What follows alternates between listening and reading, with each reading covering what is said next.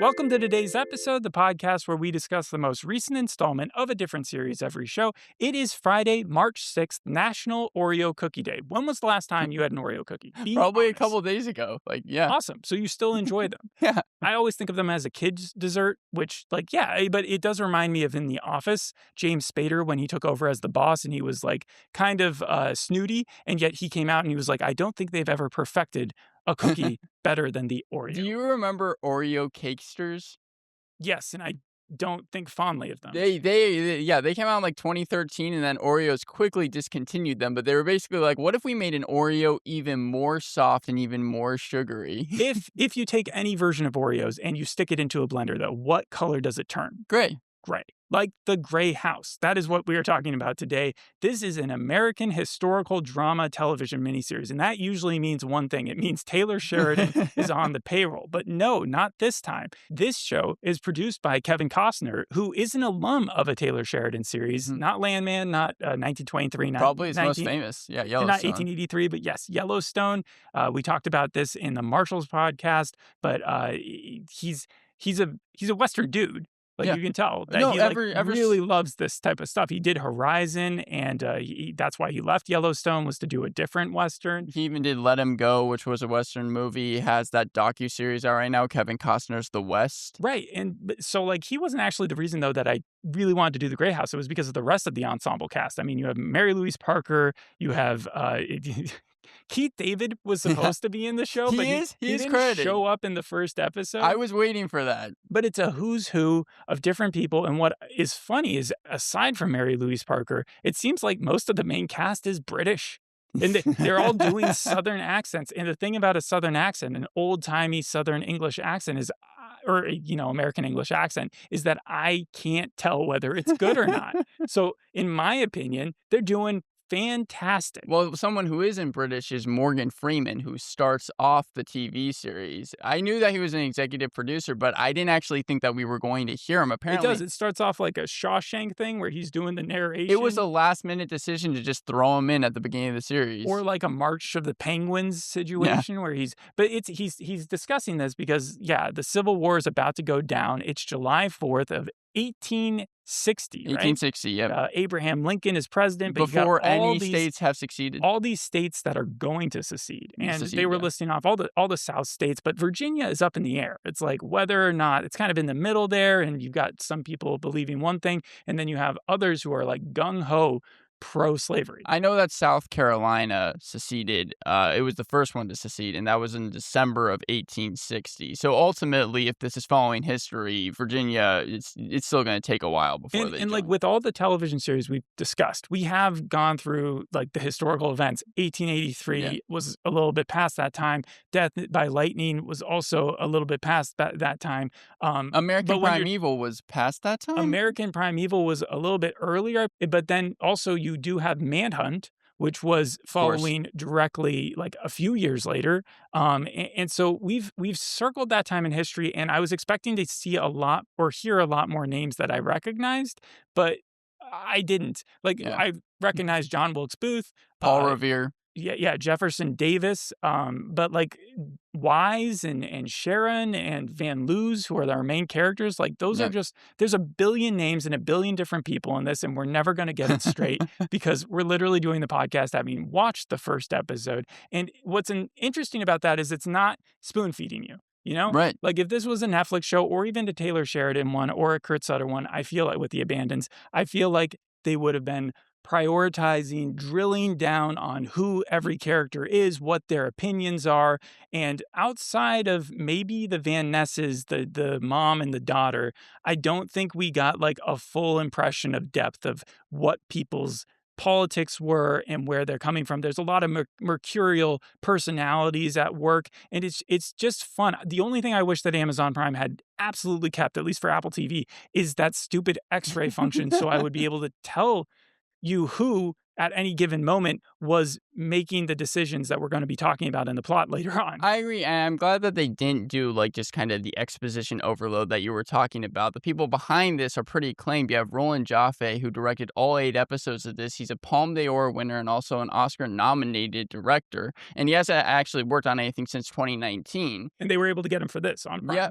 And then you have the same writers for all 8 episodes, the three that worked on them: Daryl Fetty, John Sayles, and Leslie Grief. Leslie Grief developed and produced what I deem the best show of 2022, The Offer. Right, you're saying every single episode was the same writers, and the cool Yeah, thing is, like, you can go back because the first episode, a lot of it takes place during this gala that the Van Nesses are throwing. Sorry, I keep on saying, do I say Van Nesses? It's the Van Van Loos, Luz, right? yeah. Yeah, so the Van Loos are throwing, and everybody's conversation, I think, is really kind of appropriate to the time and setting, Mhm. but it is so like you could be bored over it if you're not paying attention. But going back and re-listening, it's like there's a lot of indicators as to where people stand on certain things concerning whether or not the Civil War was really started solely for slavery. Also, because like they said that the Union didn't really care about the slaves, that they Right. were really just interested in the fact that they can't grow crops and stuff, and so that they're like jealous of how rich the South is getting. But everybody knows that ultimately the main issue was the freedom of the slaves. So who are the villains? Because you said the Van Oh Luz are man, don't kind of ask the me that. Like protagonists. I honestly like obviously the racists are the villains. Right. Right, but who's the real racist? At the end of the episode, we are introduced to sort of a deep throat figure Mhm. who like lives in the shadows and is responsible for part of the Underground Railroad. And He's like it's wearing a mask, right, or right, it something? is a he, so it's not like but the interesting thing about that is like the Van Loos are kind of playing it on both sides right now because they're in Virginia and they're supposed to be surrounded by a lot of people who are very pro South. And so they are pretending to be pro South and that they were punishing their slaves and such, while at the same time facilitating that some, like it being a safe haven. I Right. think that the place like Church Hill or something has become known in the underground as a place where people can escape to. And that's really bad for their reputation. But at the same time, they don't really care too much because Elijah and Elizabeth are both they're on the good side, I guess. And who do you follow more, Eliza or Elizabeth? Well, you saw the episode too. How would you answer that? I would say it's probably Elizabeth, because Eliza seemed like she was kinda doing stuff to help Elizabeth. Right. So the in the first hour or like maybe 40 minutes, it's all taking place between like on July 4th, this big party that's being thrown at Right. Churchill. It reminded me of the Gilded Age with the way that people were Yeah, they dressed. literally call it a gala or a gala, and the weird thing about this show is that everyone's British, so it's E like an internationally produced show that's all about American Civil War. Yeah, so I almost compare it to Spartacus too, where the English is for the most part transitioned into an old timey, Southern Right. way of speak. And then every once in a while they'll throw in a really well known line from either like the Star Spangled Banner, or I think one guy quotes Paul Revere. He doesn't say the British are coming, but he says something along like I think it's no taxes I'm without representation I'm or something. waiting for Paul Revere to actually show up, because he's credited as being in the show, Yeah. so when we see him, I that should be fun, Oh, that but that is neat. Yeah. So there are three storylines to keep track of at the beginning. One is there's an escaped slave. There's two of them actually that are being chased down by this guy named Bully, Mhm. which is aptly named. And then there's another girl named Mary Jane who people are confusing as a slave, but actually she is a free person and she has papers, but they instantly get ripped up by this Right. bully dude Yeah, real who's life African American who served the Union. well, no, because obviously the That's union hasn't existed yet. no, I understand, but I'm saying that's who And she she's is in history. She's like a real person. That's right, but again, that would have been after the right. war, and this is 9 months beforehand. July 4th, he rips up her papers. She has to sort of be sneaking around. Now, it's weird because when she shows up, she's walking, and then she progressively gets more and more sick throughout the episode. I don't think she gets super. No, actually, she does collapse into the corner. I Yeah. take that completely back. So she gets help from the baker man to bring her up to Churchill, where she says that they know who she is and that they will protect her. And sure enough, that is what Well, a happens. deal is struck, right? Because originally he's not going to do it, but Well, then originally he thinks, yeah, that she could just be bad trouble for him. but when she shows up, she's like, "No, the Van Loos will pay for me," She's and like, yeah, either way it turns out, you're going to get money from this. right. Either I'm telling the truth, and who's the guy who is like Ishima or something like that? Ishman, I think, yeah. Ishman. Isham, That's like a Isham Worthy.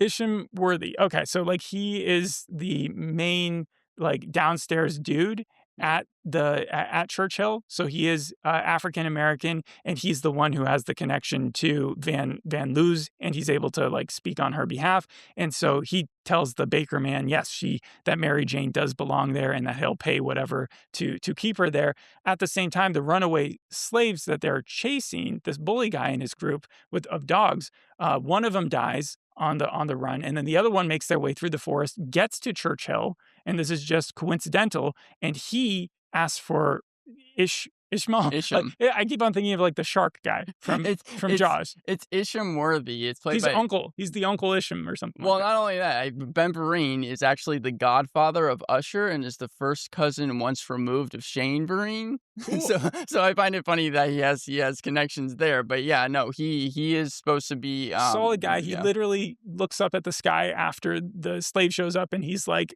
are you testing me, God? Like, what the frick is happening right now? I have to take care of two situations, and it's the middle of this party. So he hides the guy, but obviously the dogs find their way to to Churchill, and that interrupts the party a little bit. Right. And that's where you find out that a bunch of stuff happens, but Van Loo's come in, the matriarch and also the daughter, and they try to prevent them from checking everywhere. Right. And right when it seems like they're going to be caught, that's when Mary Jane pretends to have picked up one of the slaves' boots, which explains why the dogs were leading them there. And then she gets slapped for that, and she slaps back. She gets arrested. That was, I think, out of all like the shocking stuff that happened in that episode, that was probably the most where I was like, oh, whoa, that's. I think that's the scene where, like, in a lot of TV shows, people would, or it would be presented in a way where people would then say, oh, that's woke.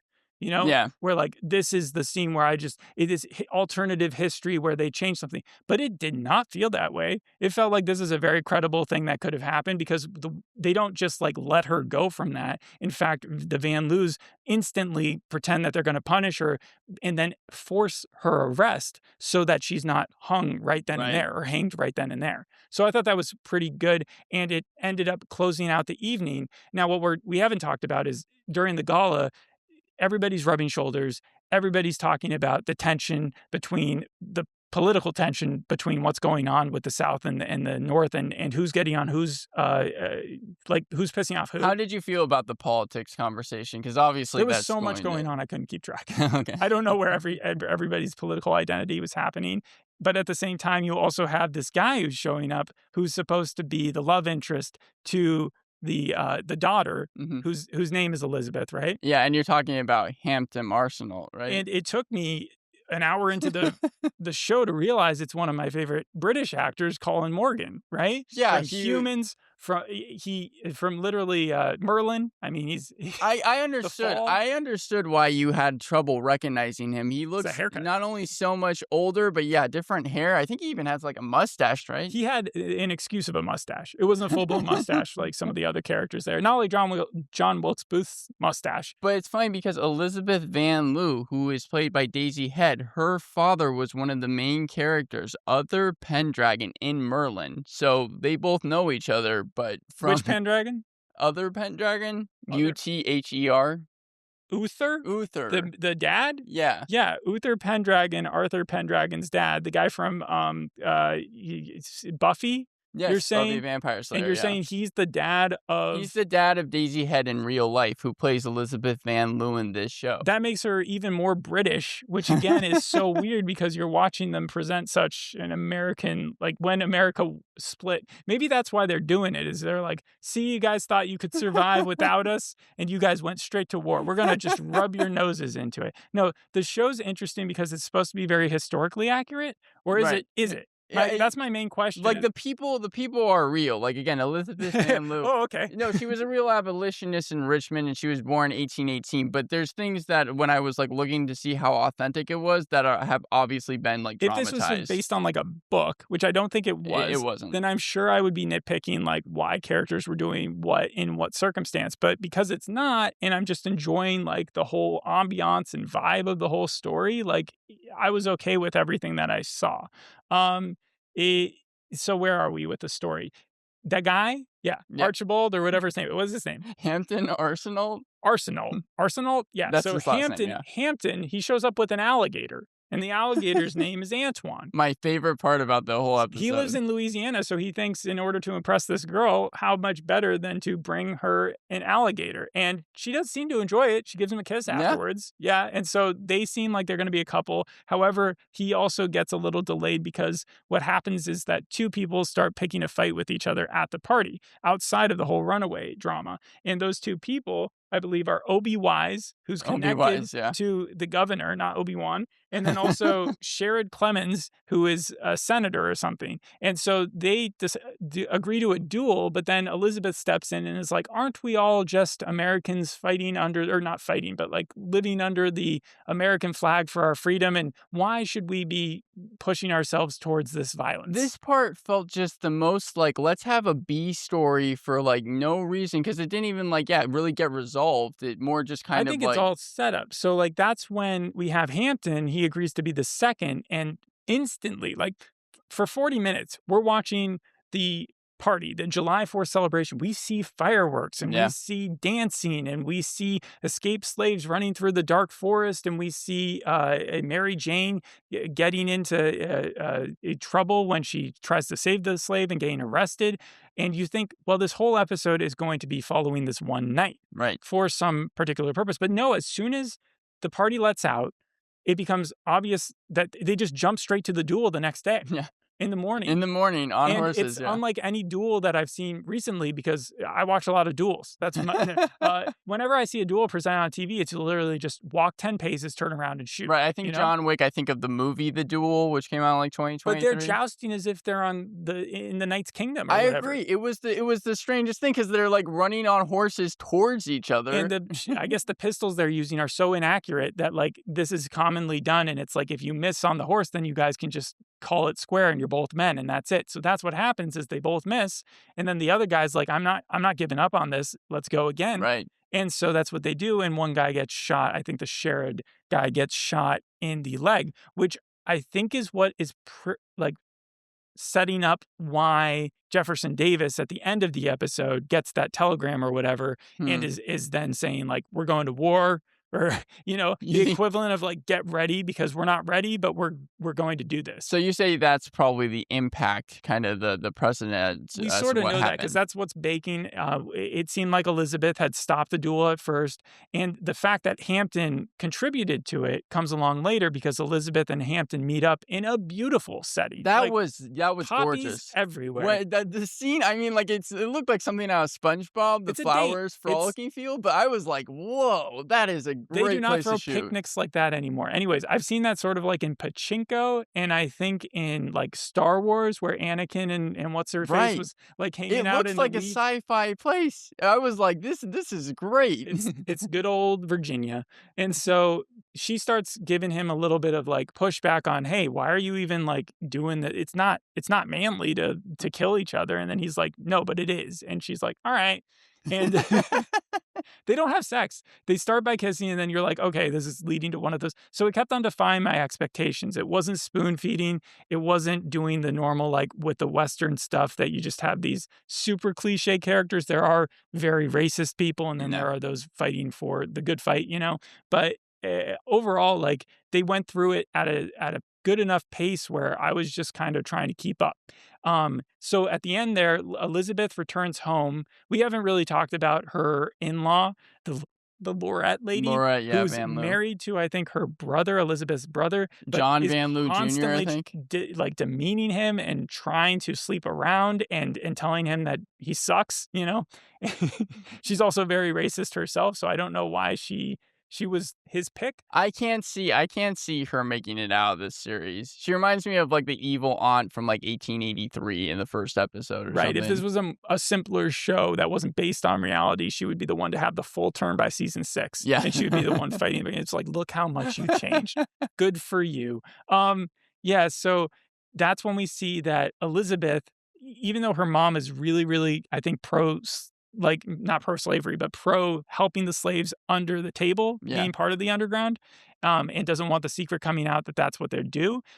She's not as part of the underground as Elizabeth is, because she meets up with a mysterious figure, deep throat figure back in the day, who does admit that like he's like, I will show myself to you and so that you know who I am. And she's like, it's better you don't.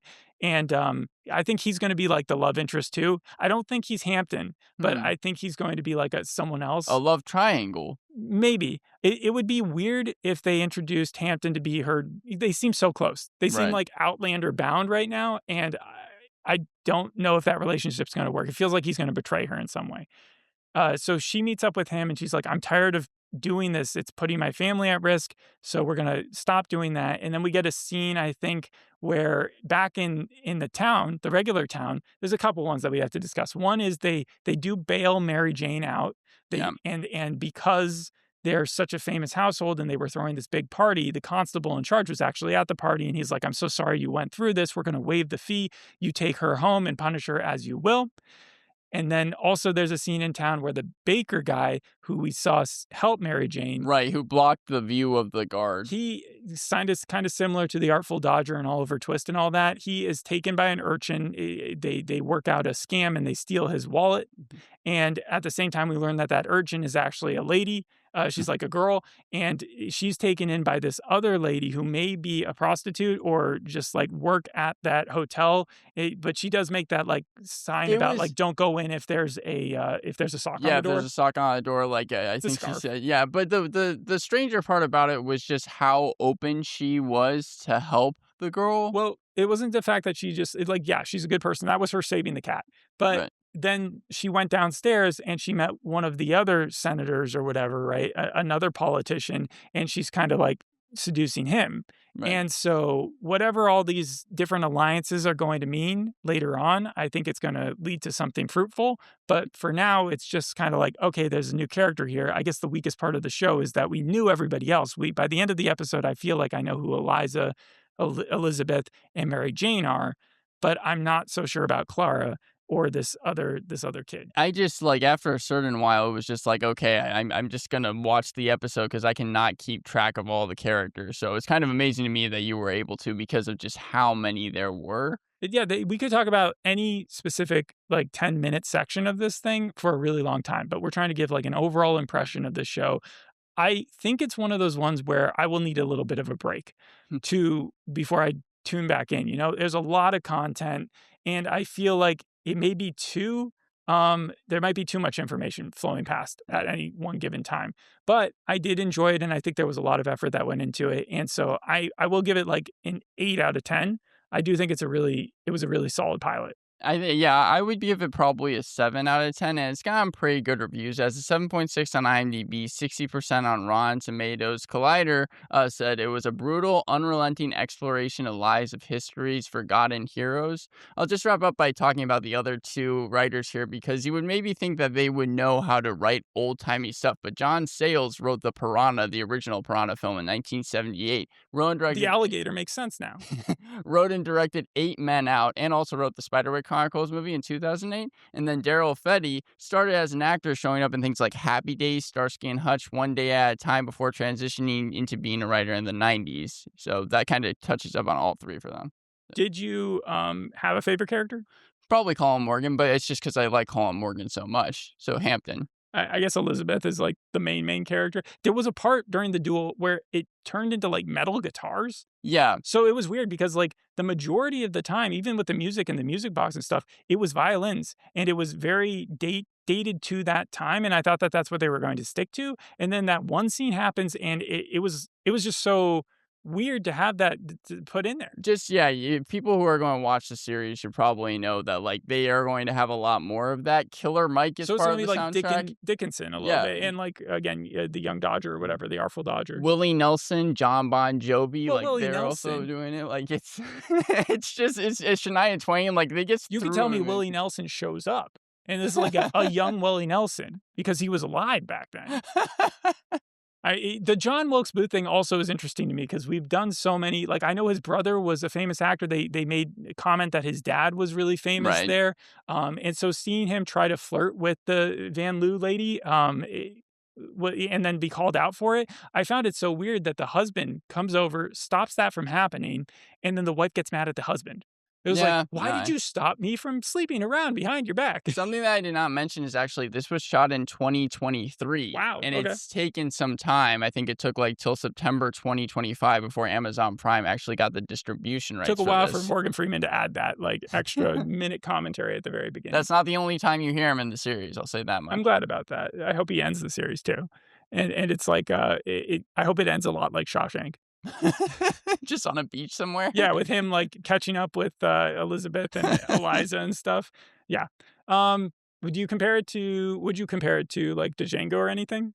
No, because it's not as, like, dark as that. Yeah, I would say maybe the house being as big as it is and, like, the Southern ideal of, like, "Oh, we're just gonna have a bunch of people working for or, being slaves for our Yeah. area, and we're just gonna disregard them." That was certainly the sentiment of a lot of people, while at the same time, they're not saying that everybody in the South believed the same thing. Right. No, So that's cool. and you can definitely get those different perspectives and things like Manhunt and stuff like that, so yeah. Thanks for listening to the pod. We'll see you on the next one. Bye. Bye.